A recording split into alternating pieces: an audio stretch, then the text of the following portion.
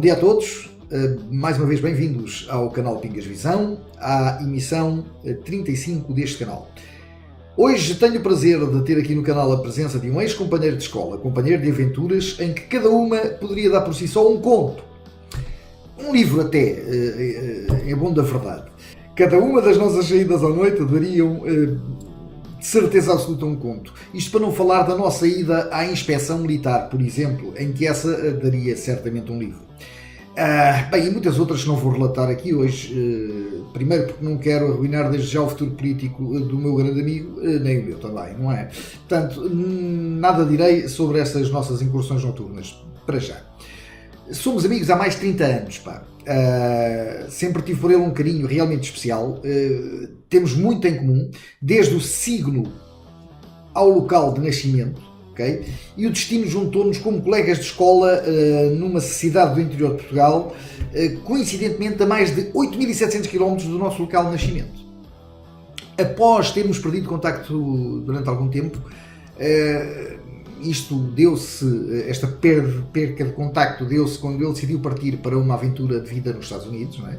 Vejo então pela primeira vez nas câmaras dos nossos canais de televisão, como repórter jornalístico na altura, a noticiar, bem, uma das maiores fatalidades ocorrida em solo americano, portanto, é a queda das Torres Gêmeas. Isto, ele estava em direto, a partir do momento que caiu a primeira torre.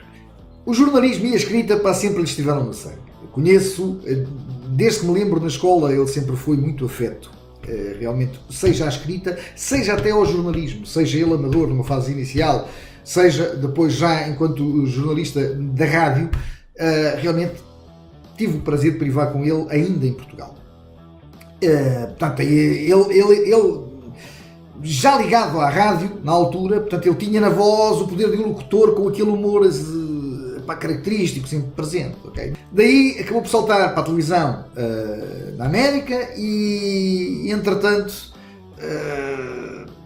sem poder trabalhar por motivos de saúde, hoje mantém-se ocupado e mantém-se ativo, não é? Com uma escrita criativa, com o intuito prazeroso de rir e de agradar, sem o ónus da responsabilidade de ter que vender, não é? Isto torna-o livre de dizer e escrever aquilo que ele pensa. Portanto, não tem qualquer tipo de restrição, não há filtros, mesmo a calhar para o canal Pingas Visão. Aliás, foi uma das coisas que eu disse realmente no início. A primeira emissão do canal relata exatamente isso. Connosco temos hoje Rui Geraldes, o autor do conto original Hermenegildo, que eu, à catanada, fui despedaçando com algumas modificações mínimas, sem lhe tirar o sentido, claro está, não é?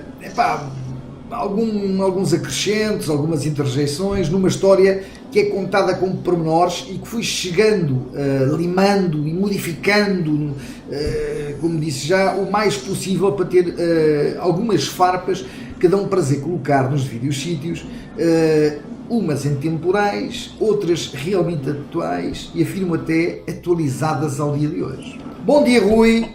Olá, bom dia. Diz-nos lá como é que aparece o Hermenegildo. Olha, antes de mais, gostava de agradecer teres pegado nesta história de Hermenegildo e, mais importante ainda, teres acreditado, não é, que o Hermenegildo vale a pena perder umas horas por dia para ter a sua história contada. Tenho tido um gozo especial a ver e a ouvir o Pingas a dar assim voz na cara, à alma, a um texto que considero não ser assim muito fácil de interpretar, porque é um texto um bocado alucinado, né? Na sua maioria, assim, completamente passado. Embora tenha também algumas partes de lamechice, sobretudo quando o Hermenegildo se enrola na sua paixoneta pela doutora Teresa dos Reis, que para mim acaba por ser a parte mais difícil de escrever, porque pronto, tem aquela parte emocional e tal, e não sei o que, eu nunca tive grande pica para essas coisas. O Hermenegildo nasce de uma série de histórias, vaneios, algumas alucinações, sei lá, com outros personagens que fazem ou não fazem parte da história que contamos nesta altura. Por exemplo, o primeiro personagem da história nem sequer é o Hermenegildo. O Hermenegildo nasce de um texto que gozava com o primeiro-ministro, que de facto é assim um sujeito completamente estúpido, um bocado imprestável, intragável, no fundo uma verdadeira besta, que na minha opinião não merece sequer um capítulo, e muito menos um livro, não é? O Hermenegildo surge como um contraponto, ou se queres um contrapeso ao Jormídio, e como tal assumiu um papel predominante, que transformou assim num caráter principal da história. A cena do bar na América com o primeiro-ministro terá sido o meu primeiro texto da história, assim como a cena do Presidente da República, que nasce de uma ideia que tive um dia por causa do Mick Jagger, dos Rolling Stones, que são tão velhos, que têm que ser transportados numa mala, eles montam tudo atrás do palco e depois levantam a cortina e eles começam a cantar e não sei o quê, cara. No fim do concerto, eles desmontam os Rolling Stones todos outra vez, tá? O óleo nas articulações, tiram as porcas e os parafusos, põem-nos dentro da mala e voltam outra vez para o armazém. Portanto, são dois textos que foram escritos muito antes de ter sequer pensado no Hermenegildo. E depois há uma série de textos que não fazem parte da história, ou que fazem parte apenas em pequenos recortes ou ideias, assim tipo a Bíblia, sei lá. A Bíblia, a Bíblia também é a mesma coisa, né? Eles dispuseram-se para lá escrever histórias, depois aquilo, minha pai me deu e puseram aquela cena toda e fizeram a Bíblia. E diz-me lá, quem é o Hermenegildo, afinal?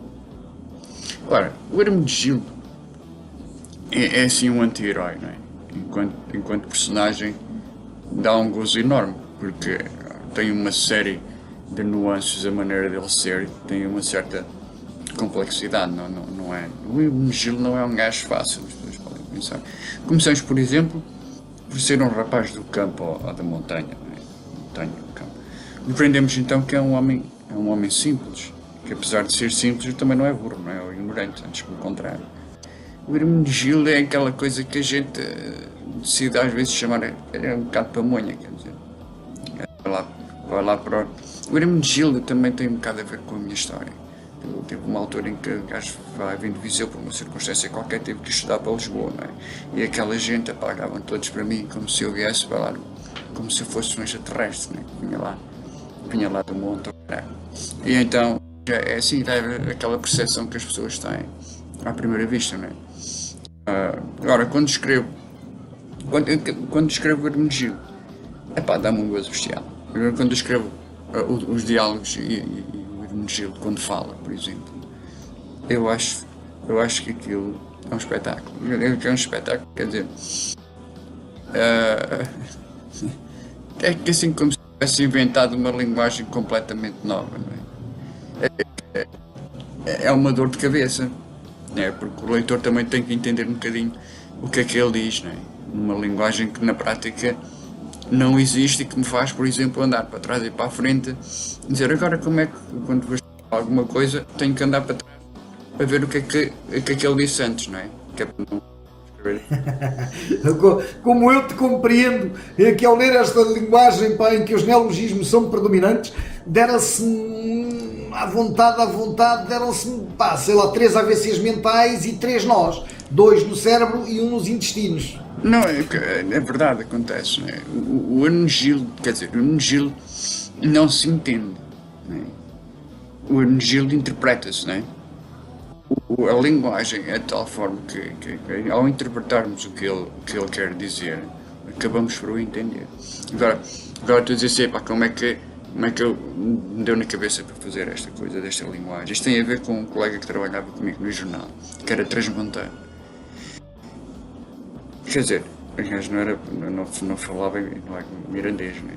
Mas falava daquela maneira antiga, não é? Quando a gente diz nós vamos, não é? Ele vós ides, não é? Vós ides. Ou vocês vão, vós ides. Eu acho que ides é uma palavra linda, quer dizer, se for aplicada num contexto, não é? Sabes, eu quando li a história fiquei boquiaberto pela quantidade de infindável possibilidades de transpor para a atualidade o Hermenegildo, não é? Seja com pequenas modificações, seja com levar as pessoas a pensar e a ganhar mesmo, através da crítica implícita, alguma consciência social ou política até. Ou se quiseres, dito de outra forma, antipolítica, pois na realidade a revolta para com a classe política é crescente por falta de seriedade que se vê desde o topo à base da esquerda à direita. Opa, é transversal. Assim, epá, eu gostaria de saber, na sua gênese, não é, o que é o Hermenegildo para ti? Olha, o Hermenegildo para mim é no fundo uma história de vida, e sendo uma história de vida não está acabada, não é? Continua e vai continuar, sei lá, vai continuar. Agora, esta coisa da política, quero fazer aqui uma à parte, não é? Nós temos a mania que os políticos, que andamos a eleger os políticos para os políticos nos ajudarem, não é? Não, os políticos vão para a política para se ajudarem eles próprios e mais não digo. Agora, a última vez, relativamente ao Hermenegildo, né? A última vez que adicionei uma linha ao todo daquilo que é o Hermenegildo, já foi há mais de um ano, não é? Não quer dizer que não tenha escrito mais nada, não é?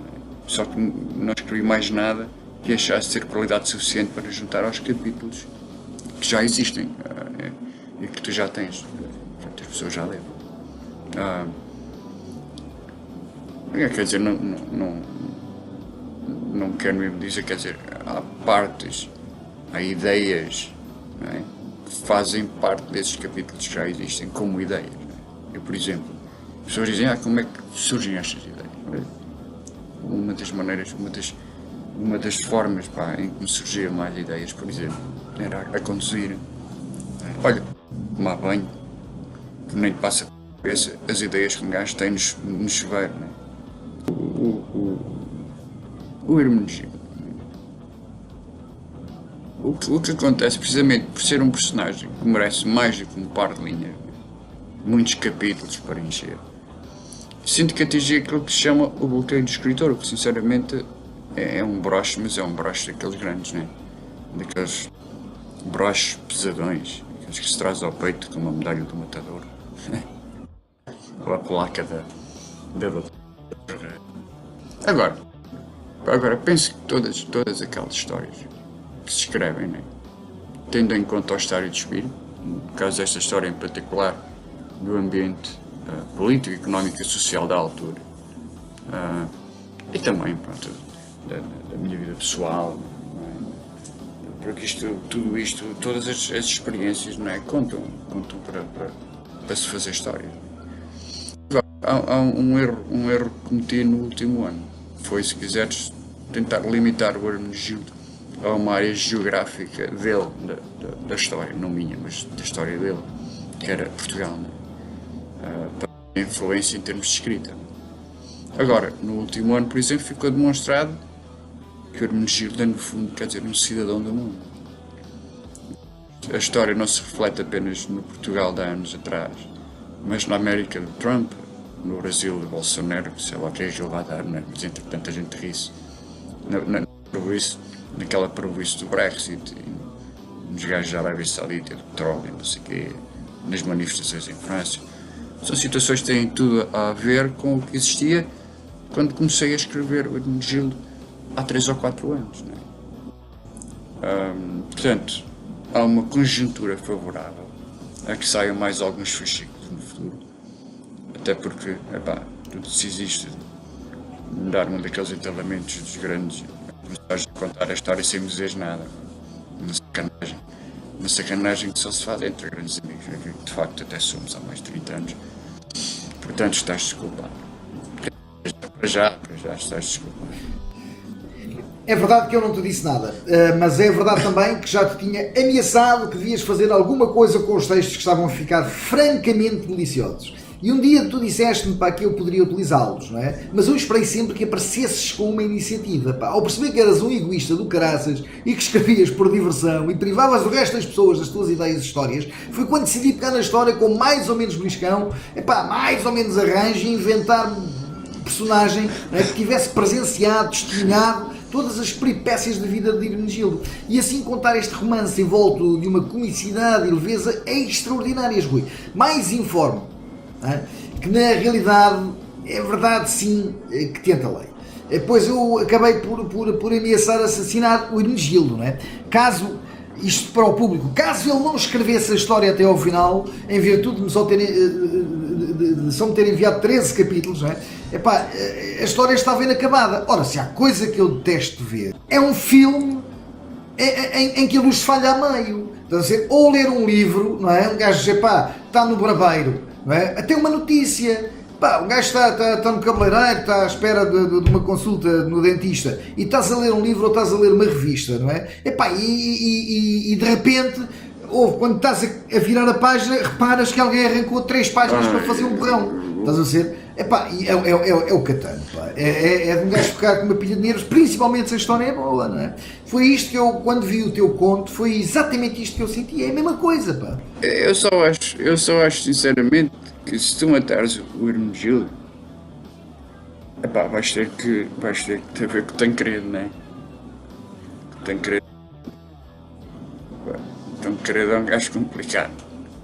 Agora, por exemplo, com esta coisa, esta cena do YouTube, não é?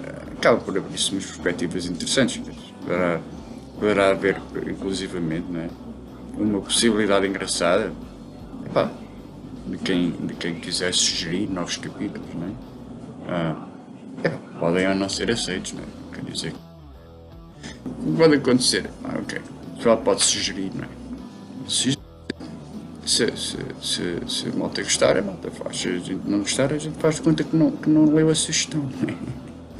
Assim como, por exemplo, temos que saber até, sabemos ou não é? Até que ponto há também interesse em saber mais sobre Hermenegildo.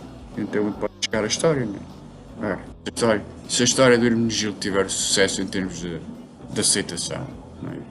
Até podemos vir a fazer assim umas camisolas, uns bonés, estás a ver? Uns acessórios íntimos,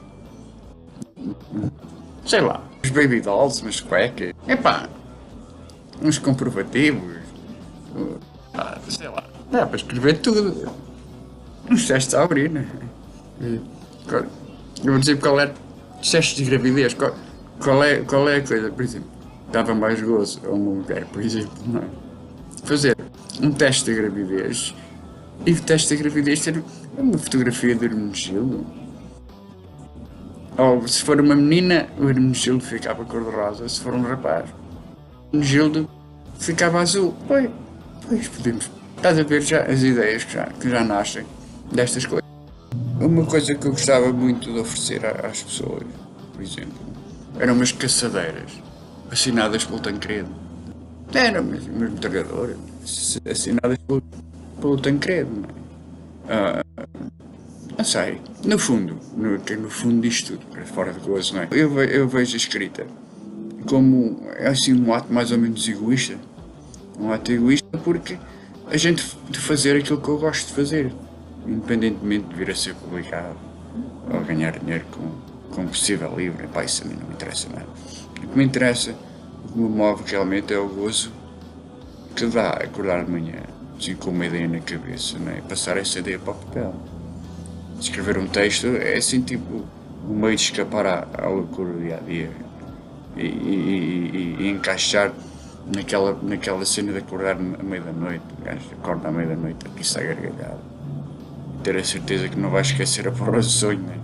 Porque eu às vezes estou a sonhar, não sei se te aconteceu, e estou-me a gargalhado. E depois acordo, quer dizer, fico aquela fase entre acordar, estou a dormir, estou a acordar, e estou-me a rir, não é?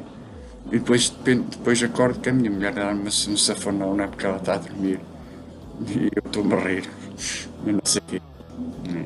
E depois é uma guerra. Mas ela também já se habituou a isso.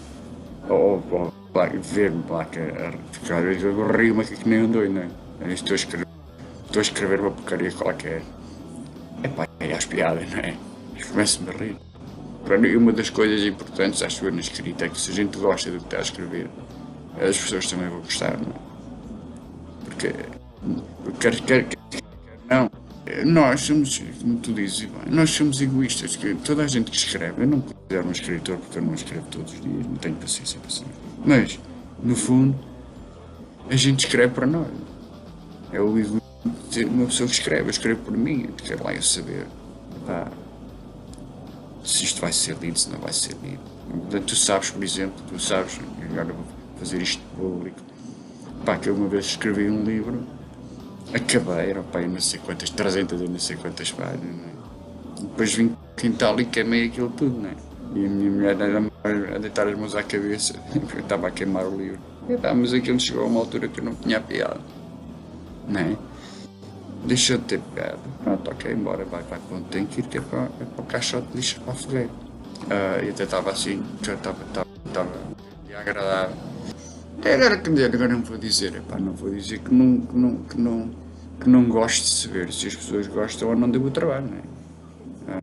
Claro, se as pessoas gostarem, epá, acho que sim, continuem a gostar, gostem, divirtam-se e tal. E que digam qualquer coisa, olha, dá para a gente saber, epá, se as pessoas estão a achar piada, não estão a achar piada, epá, isso é uma grande merda, epá, pronto, bom. Ou isso é muito lindo, muito giro e tal. E às vezes eu prefiro que as pessoas dizem assim, epá, isso não presta porcaria nenhuma, porque sei que estão a ser honestas, estás a ver? Um gajo quando diz, pá, eu gosto muito, epá, está lindo e está muito bem feito e tal, e um gajo, eu olho sempre do lado, fico sempre naquela. Por isso é que eu normalmente não deixo a família ler. Estás a ver?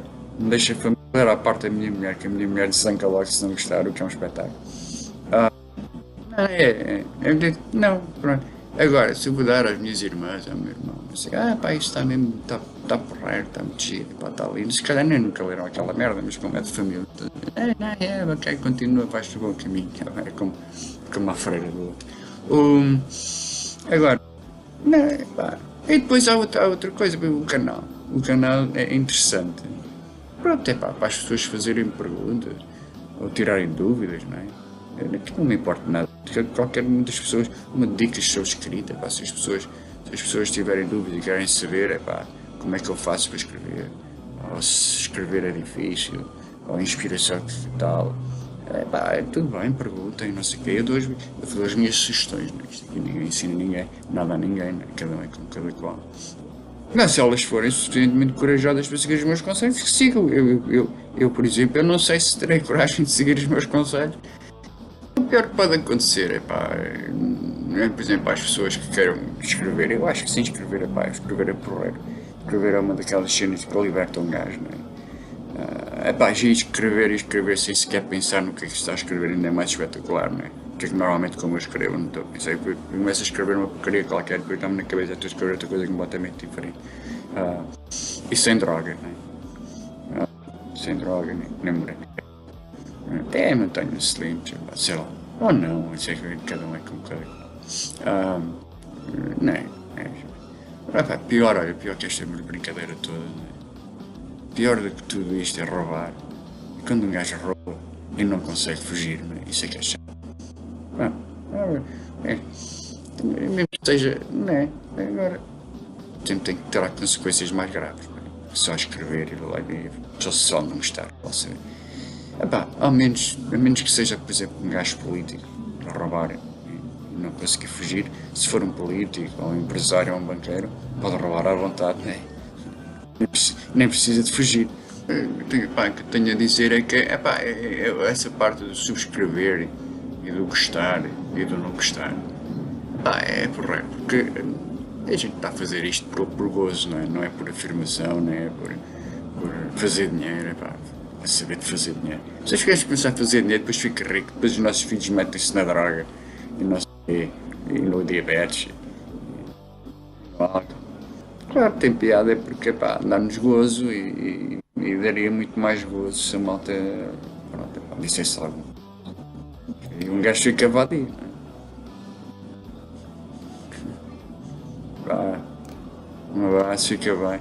Bem, já dei a conhecer agora quem realmente estava por trás da história, ou a base da história transposta hoje para a figura do Sr. José Anacleto Damer da Pingas, e com muito gosto que tenho feito e contado esta história, e bem, espero que vocês continuem a assistir.